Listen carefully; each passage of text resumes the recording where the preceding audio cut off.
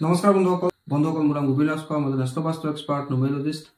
বন্ধুসকল আপোনালোকৰ সুবিধাৰ্থে মই চেনেলটোত বাস্তুৰ সম্পৰ্কে সংখ্যা তত্ত্বৰ সম্পৰ্কে তাৰ লগতে আপোনালোকৰ বিভিন্ন সমস্যাৰ সমাধানৰ উপায়সমূহৰ সম্পৰ্কে মই আলোচনা কৰি থাকোঁ। গতিকে যদিহে আপোনালোকৰ মোৰ চেনেলৰ ভিডিঅ'সমূহ চাই ভাল লাগে অনুগ্ৰহ কৰি মোৰ চেনেলটো ছাবস্ক্ৰাইব কৰিব, ভিডিঅ'সমূহ লাইক কৰিব, কমেণ্ট কৰিব আৰু যিমান পাৰে শ্বেয়াৰ কৰিব। বন্ধুসকল আজি মই আপোনালোকৰ লগত এটা বিশেষ বিষয়ক লৈ আলোচনা কৰিম।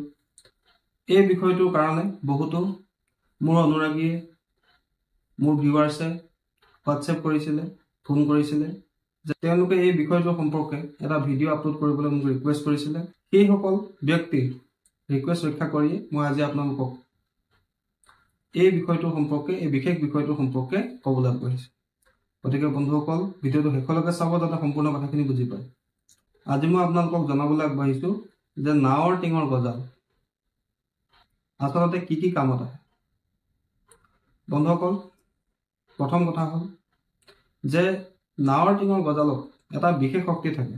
যদি কাৰোবাৰ শনিৰ দোষ আছে, জন্মকুষ্ঠিত শনিৰ কিবা নহয় কিবা এটা দোষ আছে, শনি ডিগ্ৰী কম আছে, চন্দ্ৰমাৰ লগত শনি বহি আছে, সূৰ্যৰ লগত শনি বহি আছে, শনিৰ চাৰে চাতি চলি আছে, শনিৰ মহাদশা চলি আছে, শনিৰ অন্তৰ্দশা চলি আছে, বা শনিৰ যিকোনো ধৰণৰ দোষ আছে, তেন্তে তাক দূৰ কৰা অত্যন্ত শক্তিশালী উপায়টো হৈছে নাৱৰ টিঙৰ গজাল।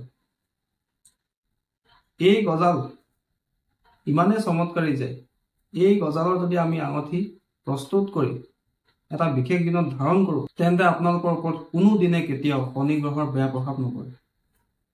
শনি গ্ৰহে আপোনাক অপকাৰ কৰিবলৈ এৰি দিয়ে। শনি গ্ৰহৰ বেয়া প্ৰভাৱৰ পৰা সুৰক্ষিত হৈ থাকিব পাৰি। তাৰোপৰি বন্ধুসকল এই নাৱৰ টিঙৰ গজাল ধাৰণ কৰিলে আৰু কিছুমান আমাৰ ভাল ফল লাভ হয়। প্ৰথম সুফলটোতো আপোনালোকে গম পালে যে নাৱৰ টিঙৰ গজালৰ দ্বাৰা যদি আঙঠি প্ৰস্তুত কৰি আমি ধাৰণ কৰোঁ তেন্তে শনি গ্ৰহৰ যিকোনো ধৰণৰ বেয়া প্ৰভাৱ বা যিকোনো ধৰণৰ শনি গ্ৰহৰ দোষ শান্ত হয়। দ্বিতীয়তে যদি আপোনাৰ খুব নজৰ লাগি থাকে, আনৰ বেয়া দৃষ্টিৰ পৰা আপোনাক সুৰক্ষা লাভতো এই নাৱৰ টিঙৰ গজালৰ আঙঠি সহায় কৰে। দ্বিতীয়তে যদি আপুনি বহুত কষ্ট কৰে কিন্তু তাৰ ভাল ফল আপোনালোকে লাভ নহয়, বহুত কষ্ট কৰাৰ পিছতো আপুনি ভবামতে আপোনাৰ ফল আপুনি লাভ নকৰে, সেয়া লাগে বিজনেছৰ ক্ষেত্ৰতে হওক, চাকৰিৰ ক্ষেত্ৰতে হওক বা পঢ়া শুনাৰ ক্ষেত্ৰতে হওক, বা আপুনি যিদৰে মনে বিচাৰে সেইদৰে আপোনালোকৰ লাভ নহয় কৰ্মত, তেন্তে আপোনালোকে নাৱৰ টিঙৰ গজাল ধাৰণ কৰিলে আপোনাৰ কাৰ্যত সুফল লাভ হয়, আপোনাৰ ইচ্ছাবিলাকো পূৰ্ণ হয়, আপোনাৰ কৰ্মত সফলতা লাভ কৰাত এই আঙঠি সহায় কৰে। তৃতীয়তে যদি আপোনাৰ ক্ষমতা বৃদ্ধি কৰাটো আপুনি বিচাৰে, নিজৰ প্ৰতিপত্তি বৃদ্ধি কৰাটো আপোনালোকে বিচাৰে, নিজৰ পপুলাৰিটি বৃদ্ধি কৰাটো আপোনালোকে বিচাৰে, তেন্তে সেই ক্ষেত্ৰতো এই নাৱৰ টিঙৰ গজালৰ আঙঠি আপোনাক সহায় কৰে। তাৰোপৰি বন্ধুসকল যদি আপোনালোকৰ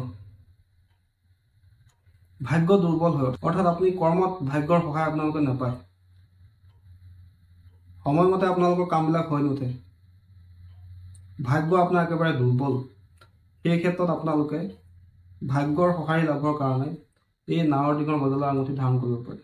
এই আঙঠি আপোনাক ভাগ্যৰ সহায় লাভ কৰাটো সহায় কৰে। যদি আপোনাৰ কৰ্মত খুব বাধা আহে, আপুনি কিবা এটা কৰিব খুজিলে সেই কৰ্মটোত কিবা নহয় কিবা বাধা বিঘিনি আহিয়ে থাকে, সেই ক্ষেত্ৰতো আপোনালোকে কৰ্ম বাধা দূৰ কৰিবৰ কাৰণে নাৱৰ টিঙৰ গজালৰ আঙঠি ধাৰণ কৰিব পাৰে। যদি আপোনাৰ খুব আৰ্থৰাইটিছৰ প্ৰব্লেম আছে, অৰ্থাৎ আপোনাৰ ভৰিৰ বিষ, আঁঠু জইণ্ট পেইন আছে, কঁকালৰ বিষ, পিঠিৰ বিষ, যিকোনো ধৰণৰ বিষ আছে আপোনালোকে, তেন্তে সেই ক্ষেত্ৰতো আপোনালোকে নাৱৰ টিঙৰ গজাল ধাৰণ কৰিলে এই বিষ বা যিকোনো ধৰণৰ গাঁঠিৰ লগত জড়িত ৰোগৰ পৰা আপুনি সুৰক্ষিত থাকিব পাৰে, বা যদি এই ধৰণৰ ৰোগ হৈ থাকে সেই ৰোগৰ পৰা আপোনালোকৰ শীঘ্ৰে মুক্তি লাভ। এই নাৱৰ টিঙৰ গজাল ধাৰণ কৰিলে যদি আপোনাৰ কিবা তেজৰ দোষ আছে, ধৰি লওক আপোনাৰ এনিমিয়াৰ প্ৰব্লেম আছে, বা আপোনাৰ মাহেকীয়াৰ হওঁতে যদি কিবা ৰক্তচাপৰ সমস্যা আছে, সেই ক্ষেত্ৰতো আপোনালোকক কিন্তু নাৱৰ টিঙৰ গজালে ৰক্ত বিকাৰ দূৰ কৰাত সহায় কৰে। তাৰোপৰি নাৱৰ টিঙৰ গজালে আপোনাক নিগেটিভ এনাৰ্জিৰ পৰা সুৰক্ষা প্ৰদান কৰে, বাহিৰা শক্তিৰ প্ৰভাৱৰ পৰা আপোনাক সুৰক্ষিত ৰখাত সহায় কৰে। তাৰোপৰি বহুতো তন্ত্ৰ মন্ত্ৰ প্ৰভাৱৰ পৰা, কলা যাদুৰ পৰা আপোনাক এই নাৱৰ টিঙৰ গজালে সহায় কৰে। তাৰোপৰি বন্ধুসকল এই নাৱৰ টিঙৰ গজাল তন্ত্ৰ বিভিন্ন কামত ব্যৱহাৰ কৰা হয়। বশীকৰণৰ পৰা ধৰি আত্মৰক্ষাৰ কবজত, ৰাজমোহিনী কবজত, বিশ্বমোহিনী কবজত সকলোতে এই নাৱৰ টিঙৰ গজাল ব্যৱহাৰ কৰা হয়।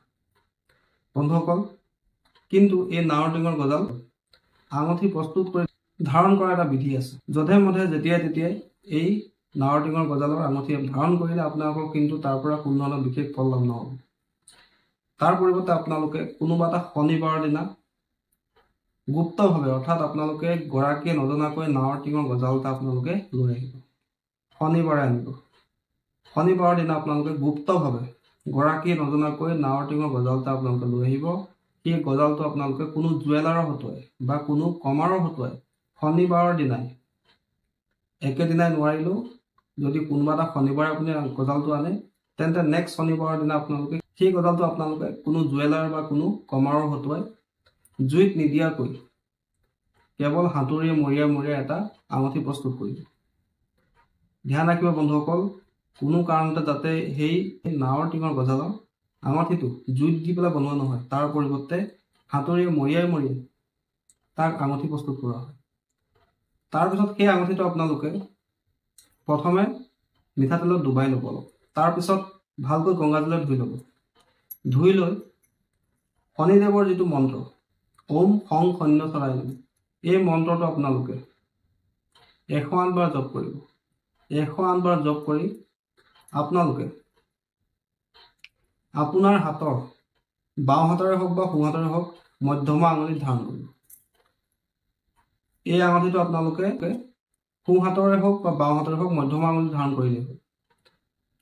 বন্ধুসকল, এই বিধি অনুসৰি আপুনি যদি নাৱৰ টিঙৰ গজালৰ পৰা আঙুঠি প্ৰস্তুত কৰি ধাৰণ কৰে তেন্তে আপোনালোকৰ সেই আঙুঠিৰ পৰা 100% মই যিখিনি সুফলৰ কথা ক'লোঁ গোটেইখিনি সুফল আপোনালোকৰ লাহে লাহে লাভ হয়। বন্ধুসকল, এইটো এটা অত্যন্ত চমৎকাৰী উপায় শনিগ্ৰহ সন্তুষ্ট কৰাৰ, নিজৰ কৰ্মত অহা বাধাখিনি দূৰ কৰাৰ, নিজক নিগেটিভ এনাৰ্জিৰ পৰা সুৰক্ষিত ৰখাৰ কাৰণে এইটো এটা অত্যন্ত ভাল উপায়। বন্ধুসকল, আশা কৰিছোঁ আজি আপোনালোকে গম পালে যে নাৱৰ টিঙৰ গজাল সাধাৰণতে কি কামত ব্যৱহাৰ কৰা হয় আৰু নাৱৰ টিঙৰ গজাল কি ধৰণে আমি ধাৰণ কৰিব লাগে বা নাৱৰ টিঙৰ গজালক আঙুঠি ধাৰণ কৰিলে আমাৰ কি ভাল ফল লাভ। বন্ধুসকল, আশা কৰিছোঁ আজি আপোনালোকৰ এই বিষয়টো সম্পৰ্কে জানি ভাল লাগিলে। আশা কৰিছোঁ আপোনালোকৰ ভিডিঅ'টো ভাল লাগিলে। যদি ভাল লাগিলে অনুগ্ৰহ কৰি ভিডিঅ'টো লাইক কৰি দিব, কমেণ্ট কৰিব আৰু মোৰ চেনেলটো ছাবস্ক্ৰাইব কৰিব। ধন্যবাদ।